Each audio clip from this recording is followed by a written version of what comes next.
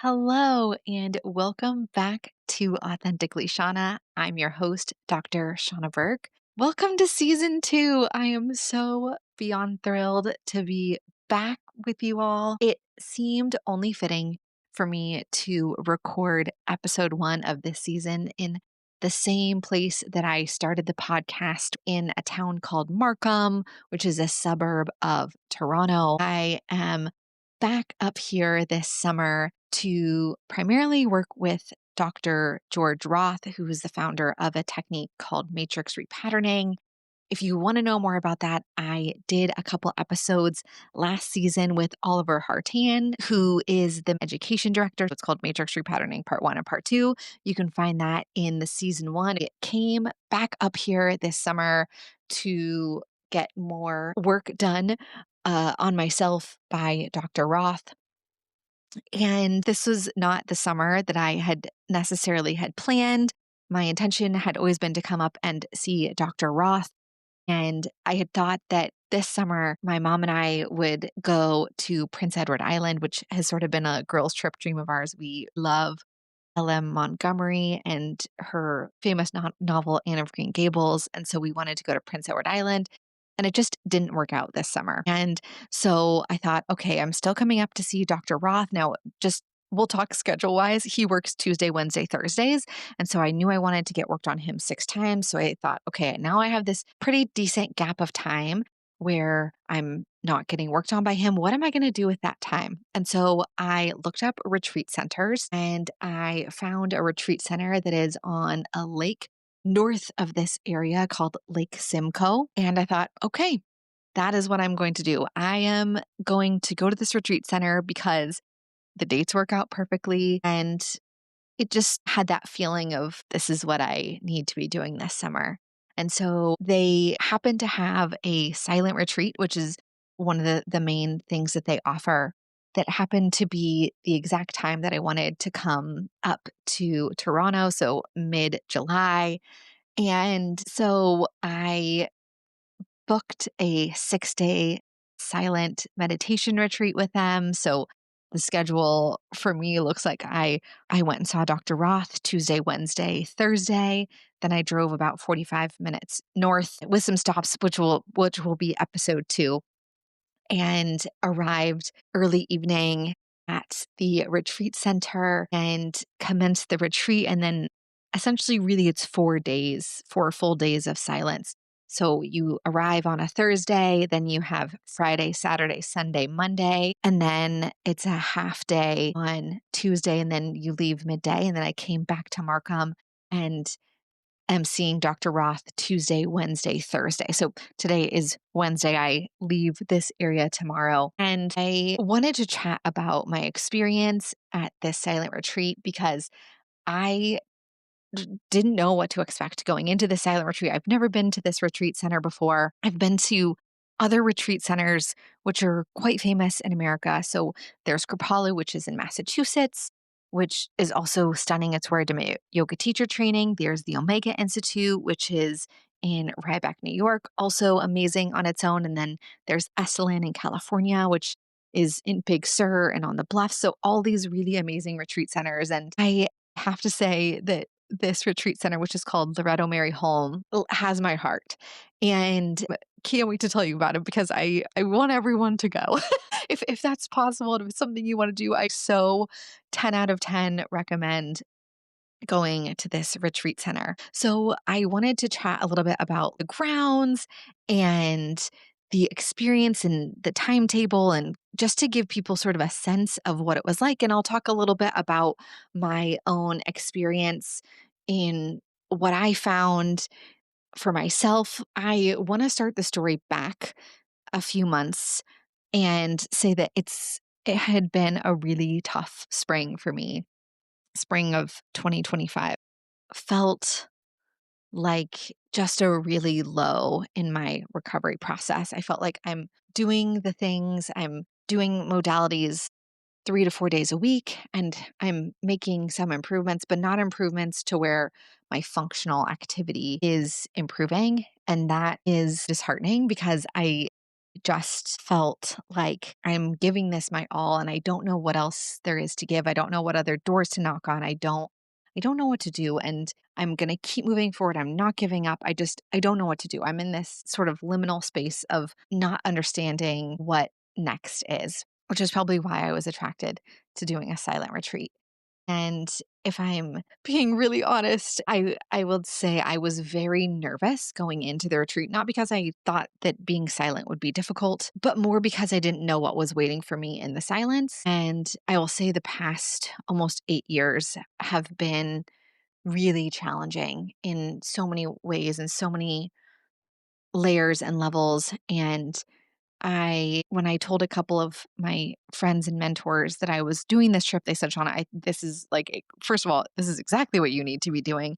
And second, this feels like a big initiatory experience for you. I have had multiple initiatory experiences in the past 8 years, and they are generally challenging to say the least. In the moment, highly unpleasant. While I am so grateful for all of these experiences because they've shaped me and have made me into the person that I am today, which is someone that I'm very proud to be, the moments that I have been in these initiatory experiences have been very, very not pleasant. And so while I was really looking forward to coming up to this area, because I really, really like this area, and I'm gonna do episode 2 will be all about this area because yeah, it has my heart in such a way. And I know people go to Europe for the summer, and I'm such a big advocate of the Toronto region, which is called the York region, for the summer. Like it's just there's something there for me that is really, really special. So I want to say that when I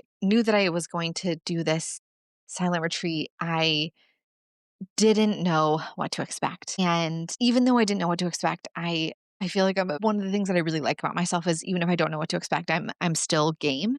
And I still know that when I feel something intuitively and deep in me that feels right, I do it even if I know it's going to be very uncomfortable. And so I went in going, okay, I can do uncomfortable things.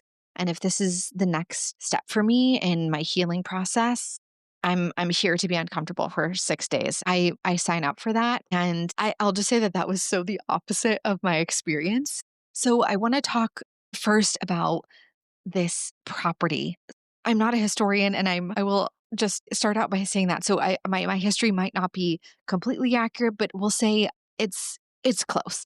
So this property is on Lake Simcoe, which is a decently large lake, and it was land that was originally government land. And so someone who worked for the government had owned this and then had sold it to a private family. And so this is land was a, a summer residence. So it's really common up here that people have lake houses or cabins. And so this was a family's lakeside residence. And in the 1940s, this property, which is 12 acres, and it is literally on the lake. So it has two docks. So there's a 52 stair. They told us the exact number, 52 stairs down to the water with a private dock, which it's not deep when you go to this lake. So you don't like jump into the lake. You go down stairs at the dock and you can wade out and go swimming.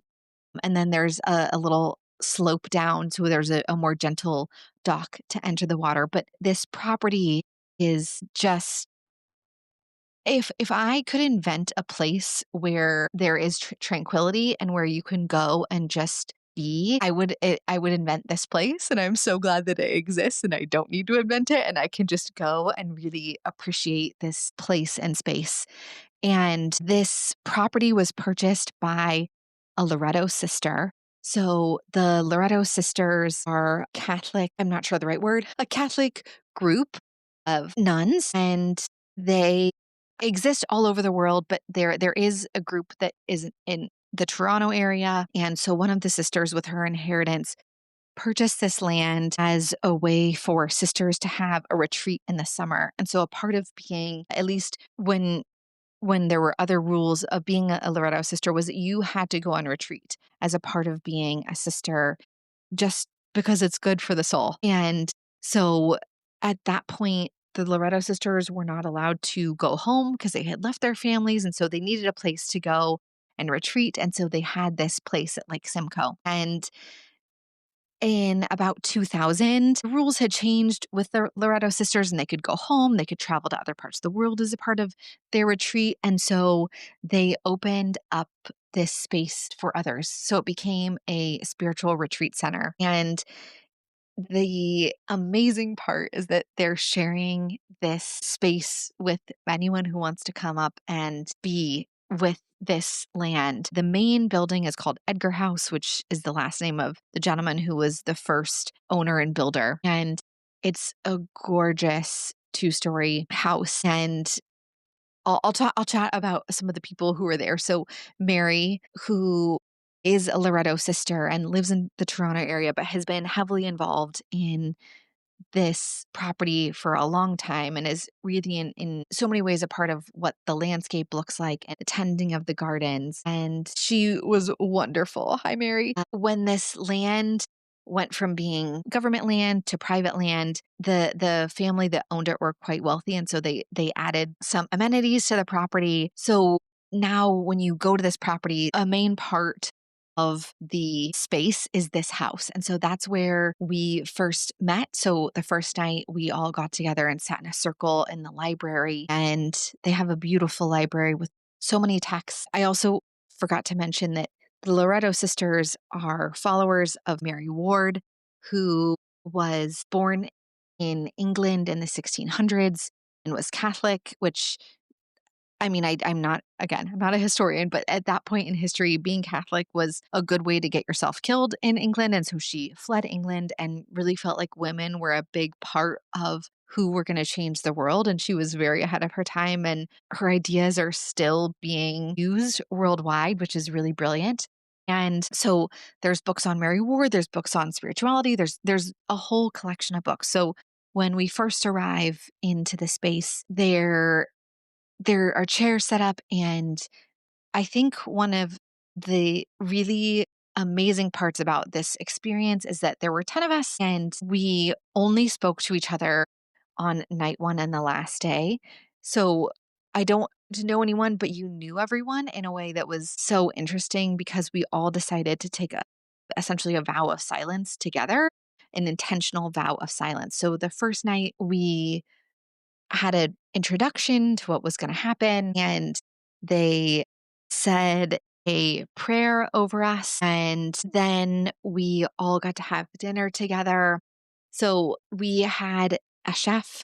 Shout out to Michelle, who was wonderful. So all of our meals were provided on the property. We ate vegetarian fare, and you would go in. There were like about an hour of dining hours that you could go in, and Michelle prepared a breakfast was more like continental style, but lunch and dinner were hot meals. And then you could eat wherever on the property. So the first night we all sat together at the table and got to chat. And my favorite part of the house happens to be that they have this huge wraparound screen porch that's essentially an extension of the lake, it feels like. So this property is unique for so many reasons, but one of them is that what Mary said, and I'm forgetting the terms, but what she thinks was that this was the height of a glacier and then it dropped off. And so this is one of the highest points in and around Lake Simcoe. So not that there's anything wrong with having a lake view at high level, but this is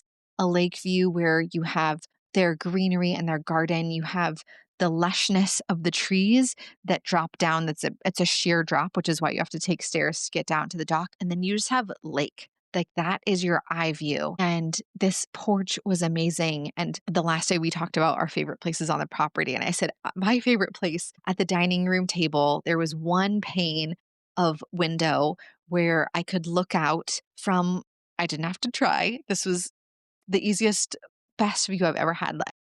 I think I might paint it. When you look out, you see garden and lawn, you see a picket fence, you see the shrubbery of trees, and then you see lake, and there's sailboats that go across, and then you can see the sky. It's such an epic view that I got to have every day for multiple days, for meals. I could write novels. I was joking, but kind of not joking. Like if I was going to write a romance novel, I would set it on this house in this space because there's just something so unbelievably beautiful and special about this place that's sort of hard to put into words. I hope I'm doing it justice. And so there are multiple housing options while you're there. So many people stayed in the house, and I had decided that I wanted to stay at a cabin off of the main house. And so Mary told me I was staying in what was her gardening shed, and they had taken another space about 7 years ago, and that's where she put her tools. But I had my own bungalow, which, oh my gosh,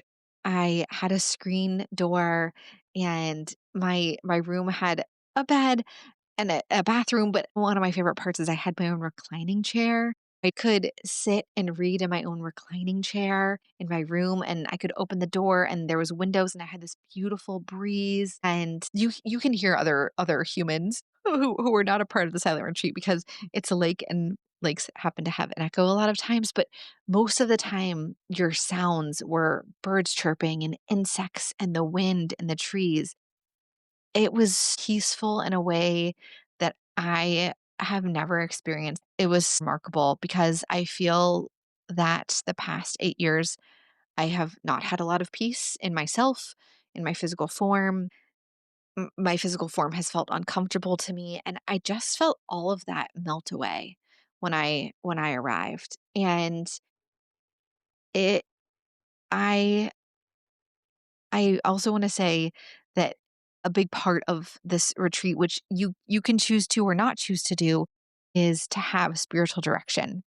And so there is a spiritual director on staff, Yvonne, and then there was Mary. So we got split up into two groups. So I was with Mary, and you could meet with your spiritual director every day, some days, one day, up to 4 days. I chose to meet with Mary all 4 days. And I don't want to talk about our conversations because those feel very personal and private to me, and something that I want to keep for myself.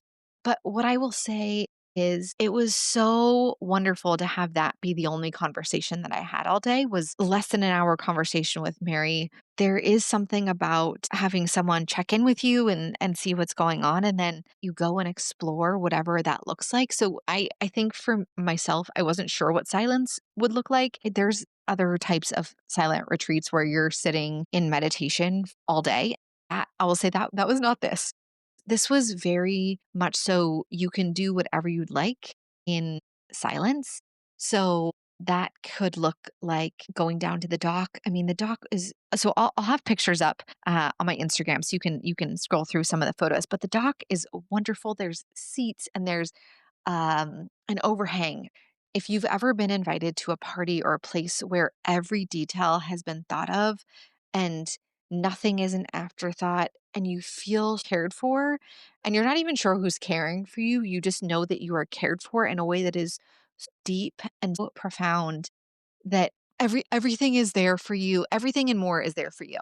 And so when you go down to the water, there are noodles that you can have. And if you didn't bring water shoes because it's rocky, there's water shoes that you can borrow. And there's a changing station. And it's just, you just go, okay, if I didn't have something, it's there for me. So you're more than welcome to go into the water. They have done, and I know Mary's a big part of this, they have made so many beautiful spaces that are full of flowers and nature and trees. And they have a map that you can follow of these places on the campus.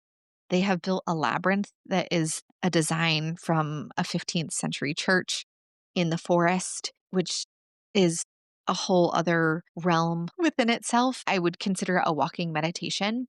And it's a mile, which is really crazy because when you look at it, it's a circle. By the time you go in and out of it, Mary said that it's a mile walk and you can sit on the porch. They have coloring things. My mom had packed some things for me and I had gone to an art store and got some art supplies. They had puzzles out, which puzzles are not my thing, but other people were puzzling. I would lay on the swing. I sit and stare out the window. You could journal, which I didn't do any writing. I didn't feel like that was what I needed. I did quite a bit of reading.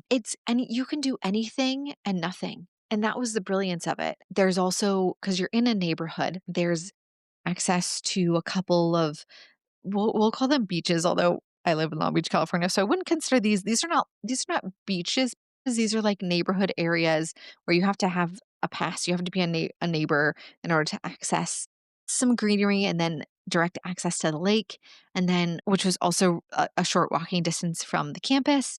And then there's also a couple of wooded paths that the neighbors have really fought developers from building this. So there's some beautiful wooded forest nature trails that you can go on. Really, the possibilities are endless in whatever you want to do while you're there. I think the beauty of it is that there isn't a hustle and bustle feeling because the only people who are on campus really are the people who are supporting. So Yvonne, Mary, and Michelle. And then it's the ton of us who are there for the silent retreat. And even though I didn't get to speak with anyone, while you're there, you just feel very connected with everyone there. And we had our 4 days of silence, and on our last day, which would technically be day 6, we sat together in a circle and got to talk about what our experience was like and what we took away from this experience. And for me, what was so interesting was that I felt what everyone else felt. Everyone else's experiences were my experiences. It was such a shared experience. And even though everyone said something different, it was like I felt something very similar to that. That was my experience too. So there was something really cohesive about this experience, even though there was no talking. It was this cohesive experience of we decided to do this thing together and apart. And what I experienced was being.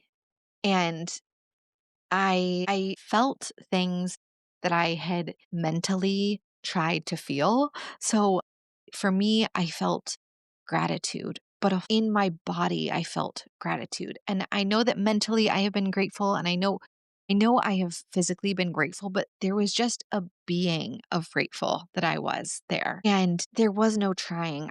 I feel that I have been, and I don't think there's anything wrong with this. This is not to shame myself. I have been in so much doing in this past, I'll call this season of 8 years of my life. There's been so much doing and not a lot of being. I just got to be. There was this deep sense of being, and that made me so grateful in a way that I don't really have words for, except for the grateful is the word that comes through, and just peace. Like there was this peace and gratitude that felt embodied for me for the first time, that I had wanted those things, and I had put effort into being those things, but this was the first time where it just was. And I I felt elation on this retreat and so away, and which was again when I started what this podcast, I said I wasn't sure. I thought this was going to be pretty rough for me, and it was the opposite experience. I I would say that this has been the best thing that I've done this in 2025. I really feel like the Loretto sisters have it right. There are times when we just need to go and be. I think we don't do that a lot in our modern world, right? Like we go on vacation and okay, don't worry, next podcast I will talk about vacation. So I love a vacation. I love the doing, but this was the being. And I know that when I leave this place that I will know how to be because I've experienced it. And I know that I'll be able to tap back into that feeling of being because I have been. And I do not think that that will be the last time that I go to that place. I do think that I will be back. I don't know when, but I have this deep sense that I will be back on that space because it calls to me in such a way and filled me in such a way that nothing else has. And maybe that's the season I'm in, or it just happens to be the right match for me at this moment in my life. But I wanted to share because I think that silence is sort of, I'm going to say, vilified in our culture because we give someone, right, the silent treatment, which is a punishment. Right? Like we're punishing someone by not talking to them, or silence is awkward or uncomfortable. And while there was no talking, there was noise. It just wasn't coming from us humans who were there. It was coming from the sounds of the kitchen. Like one of my favorite things was to sit and color, make art on the dining room table because I could hear Michelle in the kitchen cleaning and preparing, and I could hear other people turning pages. And there was something that was sensory about this experience as well. And I feel that I learned how to tap into my senses, my other senses, in a way that I had never experienced before, which I think is really remarkable to get to experience your senses in a way that you never have before. I will link in the show notes the website. You can sign up for their newsletter. So because I'm in a place where I'm on the East Coast where it gets pretty cold. Most of their offerings are in the summer, and I know that Yvonne, who's the spiritual director, said that they were gonna have even more offerings next year, but just if you're thinking, "Hey, this is something I'd like to do," it's mainly there's a couple offerings in the fall and spring, but most of these retreats were held this year in the summer, which again, I cannot recommend enough coming up here. I'm so grateful to myself for trusting and knowing that's what I needed to do. I feel the benefit of being held in that way, in that space that is nurturing and compassionate and loving is such a gift. I'm leaving here so full, and I am looking forward to when I get to return. Thanks so much for listening to today's episode, and we'll see you next week.